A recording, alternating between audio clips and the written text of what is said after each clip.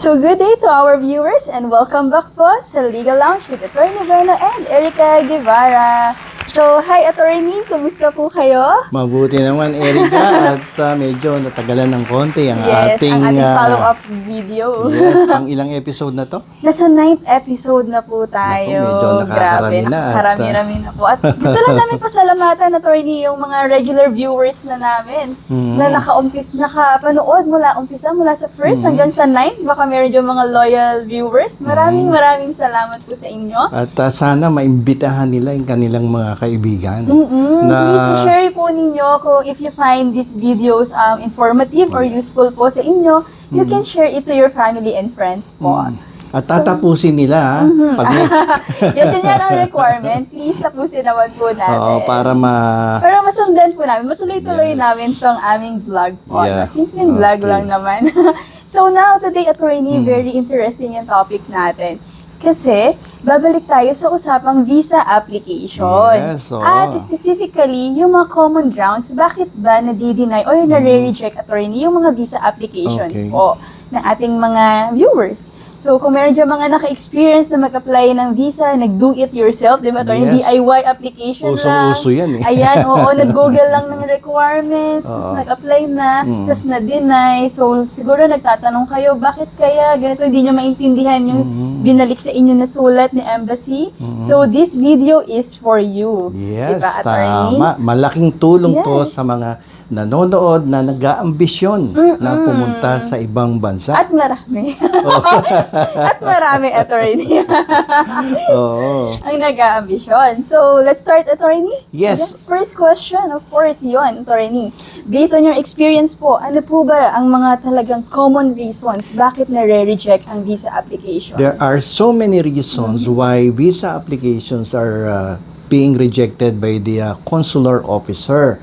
But we will focus more on the two most important reasons. Okay. Ang unang-una kasi dito yung insufficient and inconsistent documents na isinusumite nila sa consular office. Kadalasan kasi ang mga dokumentong kanilang ibinigay sa embassy ay hindi nagkakatugma-tugma ang mga impormasyon. So, nagkakaroon ng inconsistency. Pag may inconsistency, definitely mabubuking na nagsisinungaling ng visa Sa love life applicant. nga lang, pag inconsistent ang manliligaw, ayaw na. Oo, pag nabuking mo, pag Yes. kausap mo kahapon, iba sinasabi, ngayon iba na naman. Magtataka So, ka na. nagsisinungaling, malamang may kadate na iba. Hindi pala ikaw yung tinutukoy kahapon. Oo, nadudulas ang dila. Yan, iba. So, yun, number one, inconsistent. Oo. Bukod dun sa inconsistency, very insufficient yung information and documents submitted to the consular office. So, magkatabi yung dalawa na yan, inconsistent and insufficient submission of important documents to the consular officer. Number two, common reason is insufficient funds, no? Kasi dapat ma-justify mo na ikaw ay may kakayahang sustentuhan ang iyong sarili habang ikaw ay nag-aaral sa ibang bansa. O kaya, kung ikaw ay isang turista na nagnanais mamasyal. So, siyempre, pag sinabing turista, kapareho din yan ng student visa, ikaw ay may kakayahang gumastos ng maraming pera upang mag-enjoy sa mga tanawin sa ibang bansa. Kumbaga, maglulustay ako ng pera, marami kong pera, mayaman kami. So, mamamasyal ako sa Amerika, sa Espanya, sa France, Switzerland, or sa Canada. Kailangan may proof ka talaga na may lulustayin ka. Doon pumapasok yung dapat ma-justify mo, no? May mga legal kang dokumento na ikaw ay may kakayahang gumastos ng tamang salapi upang pagbigyan kanilang pumasok sa kanilang bansa nila. So, aside from the fact that you will be able to submit proof of funds, hindi lang basta, ay ito, meron akong 5 million or 1 million pesos sa BPI or sa BDO. Hindi lang basta-basta ganun yon. Kailangan mo ding ma-justify na yung sources of funds of this money should come from legitimate source or sources. Baka mamaya galing sa Sa illegal. yan, pogo, Oo. sa mga illegal gambling. Ayaw ng mga konsulado na ganun ang mangyari, na may papasok sa kanila na mga coming from illegal activities ang iyong funds. So dapat it must be coming Clean from money talaga. legal sources. Yan. Ang yun yan yung unang dalawang common reasons why nadi-deny ang visa application.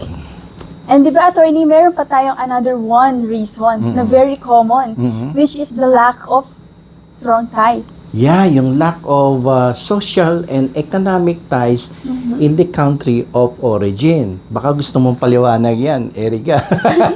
Alam kong kabisado mo yan. Okay?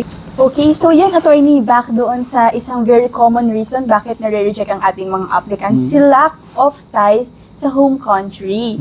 So, based on my experience, no, working with you, attorney, before, di ba, during the pandemic as your executive secretary, we have experienced this very common na yung mga applicants talaga natin, especially the first-time applicants, laging nade-deny, and the reason is the lack of ties. So, hindi na siya bago, guys. So, sa lack of ties, kasi pag sinabing lack of ties, parang sa marriage lang to, attorney, di ba? Pero mararamdaman mo pag hindi sa'yo yung asawa Parang mo. may napapansin ako sa'yo kanina eh. lagi napapasok talaga. Pumapasok sa marriage. Mukhang may pinagdadaanan kaya. Para lang mas makarelate yung mga viewers natin. Di ba? Pero mas Okay. maintindihan nila si lack of ties. Kapag Yes. feeling nyo hindi talaga sa Correct. inyo, di ba, babalik? Parehong-pareho yan, no? By way of analogy, it's almost the same as relationship ng magjowa, mag-asawa, tsaka yung So application dito, for sa visa. application, sa visa applications na ating mga applicants, dapat mapatunayan nila na babalik pa sila sa kanilang home country, dito sa Philippines. So, for example, marami ding grounds dito, attorney, na tinitignan si visa officer, kung bakit siguro nasasabi na may lack of ties ng isang applicant. So, I can share with you guys ang 5 reasons na pwedeng nakaligtaan ninyo or sa application ninyo nahanapan ng butas ni visa officer. Na-overlook nila. Oo, na-overlook nila. Number 1, attorney, yung employment. Yes. Diba? Kung si applicant is wala masyadong stable na trabaho dito or hindi masyadong kumikita or syempre mas maganda talaga na meron kang regular job at stable na income here in the Philippines para masabi na meron kang strong ties dito. Kasi hindi isipin ni visa officer, ay baka maghahanap to ng trabaho sa ibang bansa. Yeah. Baka mag-check to ng other opportunities Yes. dito. Tapos pag nakakita, di ba, nagbaka sakali, biglang hindi na babalik, mag-extend na bigla ng visa. Magti-TNT Or yung na. iba, yan, nagti-TNT. Very common yan, lalo na sa Maraming Japan. gumagawa niyan TNT, no, or maghahanap ng asawa sa Yun, ibang nagpapakasal bansa. na. Kasi that is the most convenient way of becoming a permanent resident and citizen kahit walang pagmamahalan na namamagitan ay gagamitin ng foreigner para sa upang, future para talaga. sa future. Para sa kinabukasan. Oo, para sa kinabukasan. Okay, so number 1 po yan, yung employment. Second is yung property ownership, attorney. So, very important na mayroon kang property or land, business, ganyan. Siguro farm na nakapangalan sa'yo, di ba, attorney? Kasi, syempre, hindi naman isipin ni visa officer na mahirapan tong magstay dito kasi meron pa siyang inaasikasong lupa sa sa bansa na to, ganyan. May hinuhulugan pang mortgage. Yeah. Okay, next is yung family ties, attorney. Very important na meron ka talaga ditong family. Siguro mas maganda kung yung may mga anak ka talaga dito, may Asawa, spouse ka, yan. Magulang. Magulang nandito. mo. Or di ba kasi mamaya yung buong pamilya pala nasa ibang bansa, Yeah, makikita oo. ni visa Common officer, yan. ikaw na lang pala yung naiwan dito. Common yan. Yung iba, Oo. pinagmamalaki pa. May mga May magulang mga sila, magulang. kamag-anak doon Doon sa ibang nagkakamali bansa. yung iba, Mali no? sila ron. Dapat hindi na masyadong ine-elaborate yung Oo. ganun sa Dahil embassy nawawala, attorney. nababawasan yung family ties. Oo, doon. So, ayun, very important po na yung family nyo, meron pa kayong pamilya dito, or kung meron kung yung family nyo nasa ibang bansa na talaga, wag na lang siguro masyadong i-discuss na attorney. Baka doon. Huwag bigyan ng importansya. Oo, wag kung hindi naman Oo, tinatanong. oo, no? Kung hindi naman tinatanong, huwag mo nang kikwento. Oo, tama. Okay, so fourth is yung education. Kung meron tayong mga student applicants, ayan, very important na makita ni visa officer na enrolled ka pa sa isang school or university dito sa ating bansa. para mapatunayan na meron ka pang future plans for your education at hindi mag-transition into a student Yeah. visa yung tourist visa mo. Yeah. Biglang from tourist, nag-switch na to student visa. Tapos Or later on, student kukuha naging ng work working. visa. Ganyan. Kasi alam mo yung mga estudyante, Erica, madalas na-overlook nila na hindi nila na-emphasize yung the fact that there must be a financially rewarding career waiting for them in the country of origin.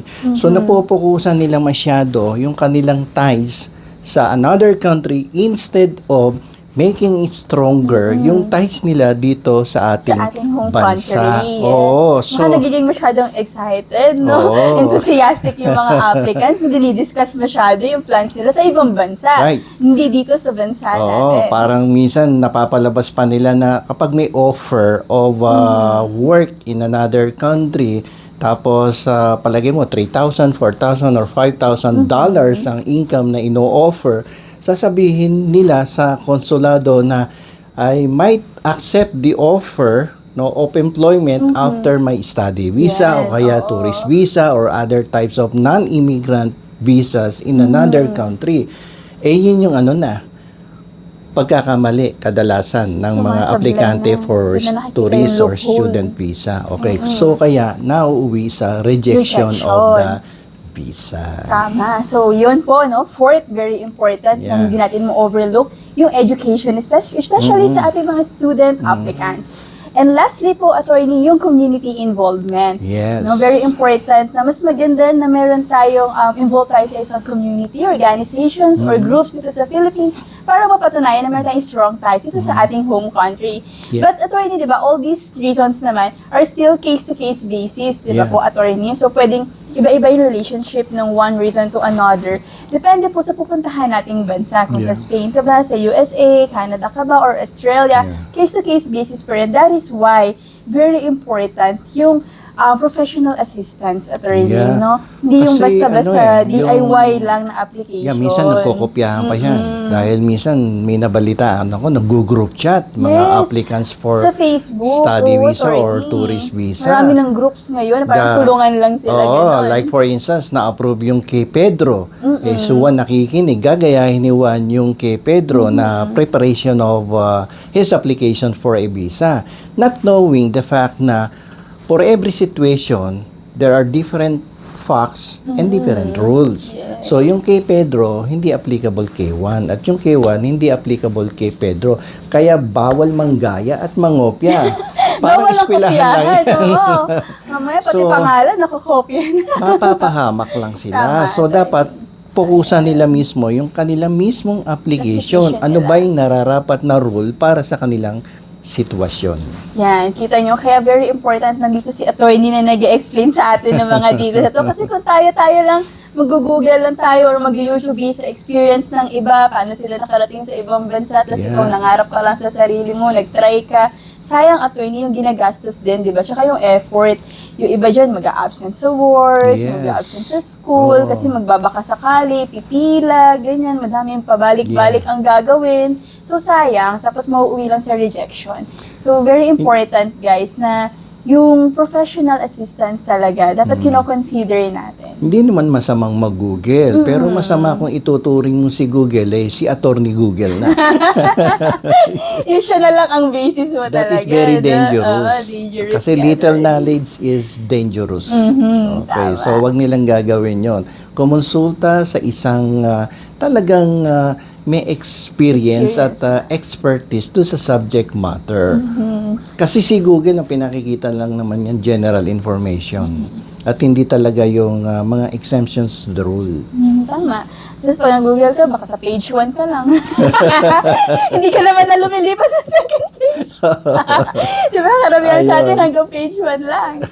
So, ayun, attorney, those are the common factors na Yes. parang i-consider ng embassy, no?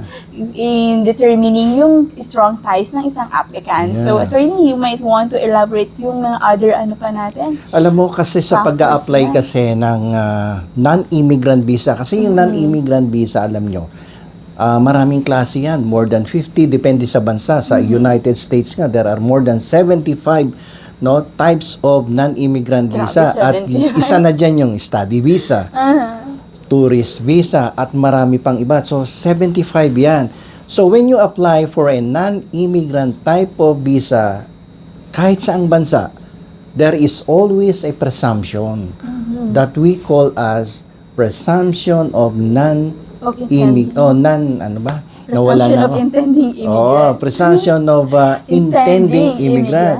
So, ang abogado ko ngayon si Eric. Alam pa, kakapakinig ko lang po kay attorney, kaya kami natututunan ng mga salita na to. So, may presumption that there is an intention on the part of the visa applicant to stay permanently in another country. So, the duty now of the visa applicant is to destroy that presumption. Kasi there are some embassies that require yung presence mo. Kumbaga, parang may personal talaga. interview yan. But there are some countries like Spain or Canada na pagandahan ng presentation of documents yan. But in the United States, it's different. When you apply for a visa in the United States for a non-immigrant type of visa, Required ang personal appearance. required yung ni personal applicant. appearance, tapos yung presumption nandoon. So, baga, ibig sabihin in layman's term, pag tungtong mo pa lang doon sa gate ng US Embassy, you are already presumed. Judge ka na. Judge ka na. Judge ka na You nila. are someone who has an intention to become a permanent resident of their country. That is the presumption of an intending immigrant. So, you have now the obligation to destroy that presumption. So, kasi nakalagay sa rules nila yan that every applicant for a non-immigrant type of visa is always presumed to be an intending immigrant.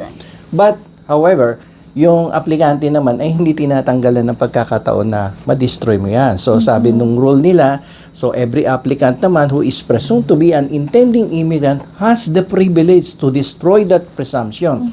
So, how would you destroy the presumption? Yung kinuwento mo na Yun, kanina. sa strong ties, attorney. Yes. Kailangan makita yung mag-i-interview Oo. sa'yo. Lahat yun, yung mga faculties, employment, Yeah. education, Yeah. property ownership, diba, community involvement. Doon mapapatunayan ng applicant na wala siya ng intention na mag-stay Yes. permanently to Oo. another country. Pag may during the interview na explain mo ng mabuti, briefly wag yung magkikwento ka ng kalahating oras dun sa console.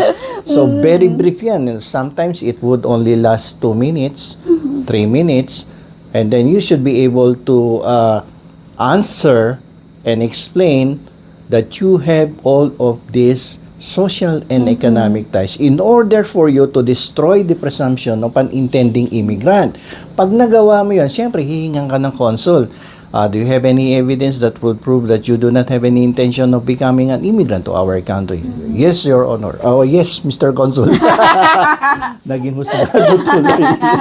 So, makikita mo yun, yung mga dokumento na yun, that would serve as the evidence na wala akong intention na mamalagi Permanent. doon. Pero at the back of your mind, no, may boyfriend ka pala doon. No? Naisahan ko kayo doon. Saka na ba ganun pag nakaupo ka na sa aeroplano? Yan ang isang iingatan nila. Alam nyo kasi kapag na-issuehan ka na ng visa, it does not mean that you have the Makakasakay right ka din talaga. Hindi, makakasakay ka. But pagdating sa port of Pagdating entry, there is another screening that is being undertaken by the visa Yun officer. hindi alam ng iba. Na mayroon pang another screening. Tatanungin ka doon, where will you stay here? So, another set of questions. Pag nagkamali ka doon, Pwede ka ba babalik doon, attorney? ito yung tinatawag na airport to airport deportation.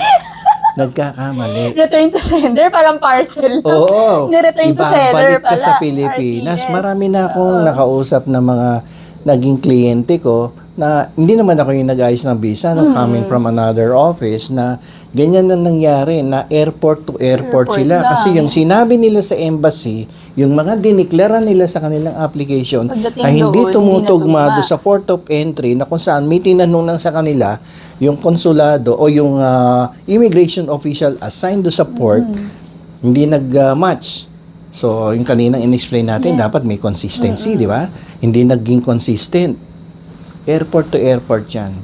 The next available flight, sasakyan mo pa uwi. Diba? Ang lungkot nang gagastos ka pa ngayon ng another ticket mo. May nangyari sa dating may pumunta sa aking kliyente na nangyari ang malungkot na karanasan na yan. Na kung saan nag-apply siya ng tourist visa together with the entire family, approve ang kanilang tourist visa. Tapos pero actually meron silang intention to permanently stay in America na sa California. Nurse yung babae.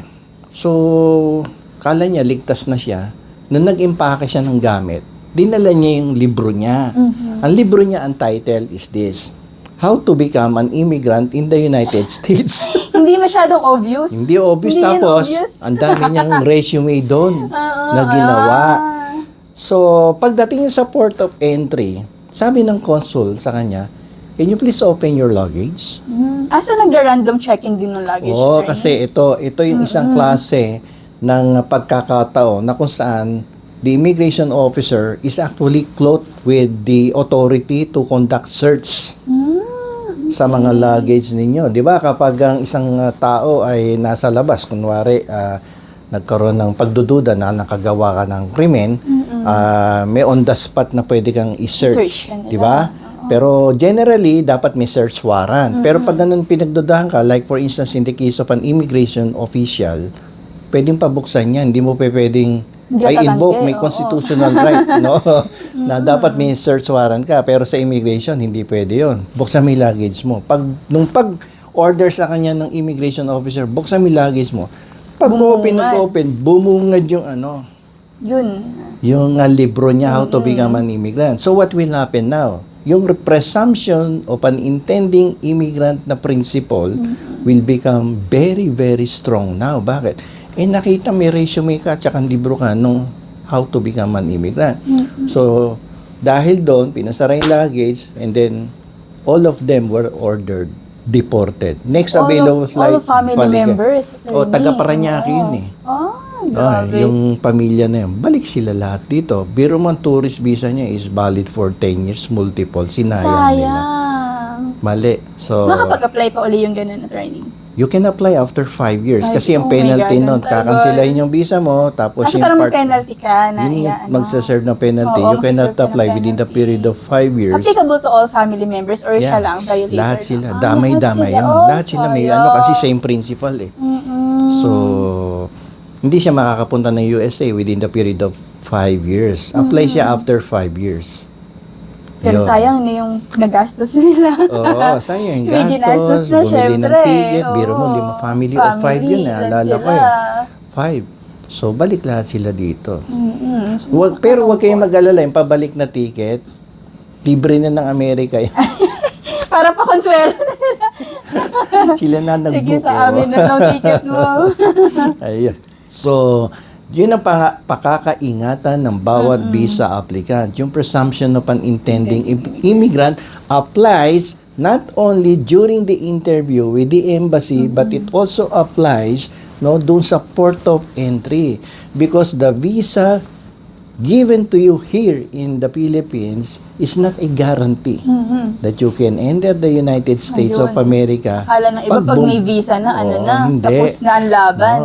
It can be canceled anytime once it is proven that you have committed something in violation of their immigration law. Ayun. So, ayun. Kaya, di ba, very important talaga na mayroon tayong professional guidance. Kasi kung tayo-tayo lang, di natin alam yan. Kasi very complex. Masyadong technical technical. Even yung mga interview, di ba, attorney, pinaghahandaan din yan pag pupunta ka sa US Embassy, di ba? Yung may iba na parang nagpa-practice ba? Tama ba, attorney? May nagpa-practice ba ng interview? Pero, okay yung mag-practice ka, but the one good thing is dapat maintindahan mo yung substance of the law. Yung sustansya niya, dapat malaman mo yun. Even without practicing, pag alam mo yung sustansya niya, masasagot mo lahat katulad ng presumption of an intending immigrant. Pag kabisado mo yan by heart, alam mo kung paano lulusutan ng bawat tanong ng isang konsulado. At mapapatunayan mo talaga na meron akong strong ties in our country. Kaya payagan mo akong pumunta dyan sa Amerika upang mamasyal or mag-aral dahil mayaman si Papa. Hindi alam si Papa yun, nasa ibang bansa na pupuntahan. Nauna na pala. Nandun na lang si Papa.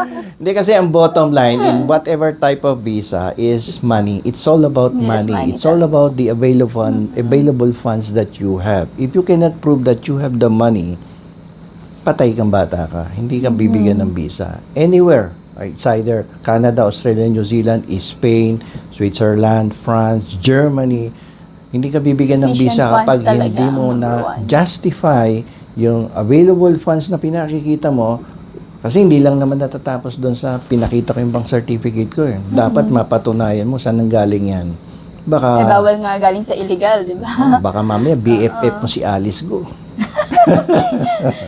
Naambunan ka pala ng Naambunan ng ka Pogo. pala, oo, Kita sa Pogo. di ba? So, something like that. Dapat na legal Hindi lahat. suspicious yung transactions no, sa bank Yeah, attorney. oo. Importante sa lahat yun.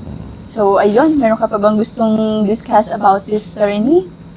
Yes, yun nga, very important that you must be able to prove that you have a very strong social and economic ties in this country. Otherwise, the consular officer will deny the application for a visa, a non-immigrant type of visa.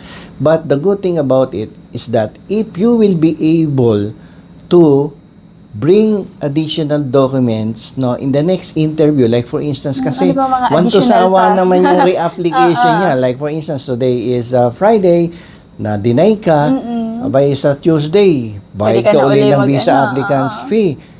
Wednesday papunta ka uli doon sa embassy, sasabihin lang naman sa ng konsulado, why did you come back? You were denied last week. Eh di sabihin mo, I have something New document very with me, material ganyan. that I will present to you, Mr. Consul. Ito, nakalimutan ko lang sabihin sa'yo na kami ang may-ari ng SM. Ayun. Ayun. Ayun. Ayun, kung may-ari ka pala alam ng nyo, SM. very low profile ang turo ng lolo ko sa amin. Na huwag Low-key namin lang low-key living kami. namin, Oo. lifestyle. Yan ang katunayan. Apo po ako ni Henry C. Yun pala. Baka mabilis pa sa alas 4 yung Na-issuehan ka consul. na agad niyan. Nabibigyan ka ng ng visa. So there must be a very material and or newly discovered evidence na hindi mo napakita nung unang interview mo na if only na ipakita mo or nasabi mo kay consul yon, the visa decision would have been different. Hindi ka i-deny. So, reapply ka lang. Kasi yung ibang interpretation nila, pag na-deny ka, you need to wait for another 6 months. Hindi. You can reapply anytime. Parang sa Spain, if you will be denied of your study visa in Spain, you have 30 days. At least, within 30 days, you should make an appeal. Mas mabait ang Espanya sa atin kasi pag nag-apila ka, walang bayad. Pero sa sa Amerika, sa Canada, sa New Zealand, sa Australia, pag Bayad na naman. nag-reapply ka or appeal ka, magbayad ka. Parang may docket fee na tinatawag or application fee uli. Abay, magastos doon. Magastos. Pero sa Espanya, libre ang Libre. apila. Wala naman daw kasing masama sa libre. Sabi niya sa kanya. Ayun. So, may tanong ka pa ba, Erica, na natanggap sa ating mga aplikante or kliyente tungkol dito sa mga common rejections of visa applications? Actually, I think na-discuss naman na natin, attorney, itong yung mga common talaga na mga reasons bakit tayo nire-reject. So, ayun, kagaya ng sinasabi ko kanina, if meron tayong viewers dyan na nagbabalak, no, nagpaplano Nagpunta. talaga, wag nating basta-basta lang na i-take for granted yung opportunity na magpa-consult sa isang professional. Yan, we have here Attorney Bueno. Pwede po kayong pumunta dito sa aming opisina and free ang first consultation, di ba, Yan, Attorney? yung una lang, ha? Yung una lang. Kasi kung napansin niyo po sa aming discussion, sobrang mabusisi, Attorney. No? Tapos case-to-case basis pa yung situation ng isang tao, hindi necessarily applicable sa situation mo. So here, Nag-iiba. kapag meron kang professional guidance, no? So, for example, si Attorney Bueno, bubusisihin niya yung ano ba talaga yung background mo, saan ka nagmula na pamilya, ano ba yung mga pwede nating i-present, para talagang mas maganda yung outcome ng iyong visa application, di ba, Attorney? Or malasan man lang yung reason ng pagkaka-reject mo. Yun nga kanina, sabi ko sa'yo, by way of analogy, parang boyfriend-girlfriend lang yan. Pag Relationship nag-a-apply ka ng lang. visa. Alam mo kasi, di ba, pag may nanliligaw sa'yo, di ba, Erica? Siyempre, hindi mo mawawala to. Ito bang taong nanliligaw sa akin, kaya ba akong buhayin? May pera kaya to? Mm-mm. Di ba? Meron Practical na tayo ngayon. may maganda bang sources of income to? Baka mamaya ako magpapakain dito. So, nung high school nga kami or kaya college, mga biruan to nung panahon namin eh. Pag ikaw ay dumidiskarte sa kaklase mo or sa schoolmate mo, minsan tititigan ka ng babae kung ano yung suot mo sapatos. Ganun. Titignan yung brand. Oo, titingnan yung t-shirt mo. Oo. Titingnan din kung ano yung tatak ng relo mo. At titingnan din pag bumisita ka sa bahay nila, ang magulang naman itatanong kagad, oh, saan ka ba nakatira? Kasi ganito yan eh, parang konsul ng magulang. Oh, Erica, saan ba nakatira yung umaakit ng ligaw sa'yo? Pwede mong sabihin na, ay, mami, ang kaklase ko po ay nakatira po dyan sa Corinthian Plaza. Baka So, hindi pasok na magtataka yan kagad. kay mother. That is, you can compare that. That is almost the equivalent to property ties. Sabihin ng nanay mo, ay, ganun ba? Taga-Corinthian ba yan? Nagde-deliver pala ng tubig sa So, Corinthian. So, that is equivalent to determining whether there is a strong property ties on the part of the suitor. Okay? So, siyempre, nanay mo, ay, taga-Corinthian to, maipaghanda nga ng merienda to. So, paghandaan niya ng merienda, sinerve sa manliligaw mo. O, iho, ikaw ba'y ano bang kinukuha mo? Kurso. So, it's another way of determining kung meron bang financially rewarding career to, tao na to, kapag inasawa ng anak ko. So, si Perry, sasabihin niya, ay, ma'am, ako po'y nag-aaral ng engineering or ako po'y nag-aaral ng accountancy or abogasya sa University of the Philippines o kaya sa Ateneo de Manila. Ay ba, tuwan-tuwa yung nanay mo. Naku, may future, Pasado na may talaga future yun kay engineer mami. ako or future lawyer ako dito sa magiging son-in-law ko, mamanugangin ko. So, financially rewarding career. So, ano pa yung pwede niyang itanong? Kanina, property, tapos financial rewarding career. Siyempre, yung education niya, tapos siyempre, tatanungin dyan yung family background. Ano ba ang trabaho ng parents mo? Ano ba ang trabaho ng parents Business mo? ba kayo? Ay, ano po, sa De La Salle University po nagtatrabaho ang nanay ko at ang tatay ko po ay taga-Ateneo. O, ano ginagawa ng tatay at nanay mo sa Ateneo? Eh, may pwesto sila ng balot doon sa harapan ng gate. Ito, das ka na pag mababalot lang yun. Doon pala po pwesto. Doon pala may pwesto. May pwesto May pala. business po kami sa harapan ng Ateneo. Anong business niyo? Balot po. Balot. At sobrang sarap naman ng balot, di ba? Wala namang masarap. Masarap naman ng balot. Hindi, dapat sabihin mo, siyempre, principal, o kaya dean ng law school, or dean ng engineering, dean ng accountancy. Parang sinasala na kasi nung magulang yan eh.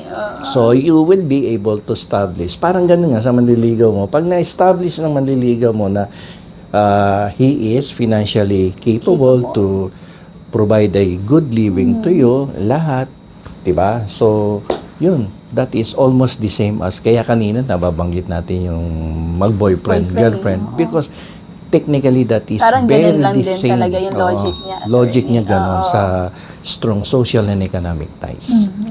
Sa mas madaling maintindihan ang paraan. So, huwag kang mag-apply kung broken-hearted ka. Ay, Ganun bakit? pala. Kasi baka Nadidinay. Oo, madidinay. Dapat inspired. Oo. Pag medyo broken-hearted, baka mamaya magkwentuhan pa kayo ng consul. Nagkataon, Umiyak-iyak. broken-hearted din yung consul. Okay, so ayun po. Napakaganda ng ating usapan ngayon, attorney. So, sana marami po kayo natutunan and huwag po mahihiyang magtanong sa aming comment section. I-utilize po natin yung comment section. Huwag po kayo mahihiyang mag-leave ng comments dahil iniisa-isa po namin yan. Nababasa po namin lahat ng sinasabi ninyo. And we really appreciate po again yung mga paulit-ulit na nanonood sa amin. Maraming salamat po na sinasamahan nyo kami sa aming journey. So, once again, this is the Legal Lounge po with Attorney Buena and Erica Guevara. huwag po ninyong kakalimutan mag-subscribe at mag-like sa aming, sa aming YouTube channel. YouTube channel. Okay, so ito pong muli ang inyong lingkod, Attorney Rene Bueno. And this is Erica Guevara po. Huwag po kalimutang mag-like and subscribe dito lamang sa Legal Lounge.